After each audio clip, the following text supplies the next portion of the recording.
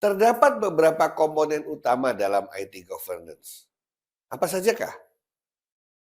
Komponen struktur tata kelola atau governance structures.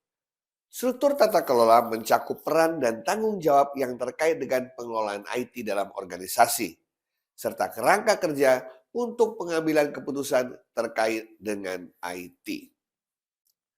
Komponen berikutnya adalah kebijakan dan prosedur. Kebijakan dan prosedur terkait penggunaan IT harus dirancang untuk memastikan kepatuhan terhadap peraturan dan hukum yang berlaku, serta memastikan bahwa IT digunakan sesuai dengan tujuan organisasi. Komponen berikutnya adalah manajemen risiko.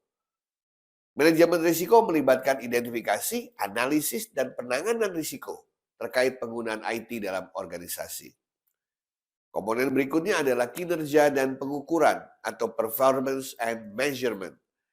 Kinerja penggunaan IT dalam organisasi harus diukur dan dievaluasi secara teratur untuk memastikan bahwa IT digunakan secara efektif dan efisien, serta memberikan nilai tambah bagi organisasi. Komponen selanjutnya adalah pengawasan dan pengendalian. Pengawasan dan pengendalian terkait dengan penggunaan IT harus dilakukan untuk memastikan bahwa IT digunakan sesuai dengan kebijakan dan prosedur yang telah ditetapkan. Komponen lain yang tidak kalah pentingnya yaitu human resources atau sumber daya manusia.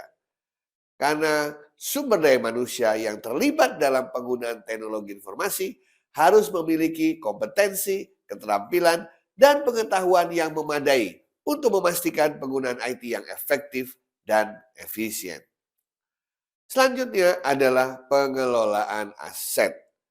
Pengelolaan aset ini terkait teknologi IT harus dilakukan secara efektif untuk memastikan keamanan dan integritas data, serta penggunaan sumber daya yang efisien.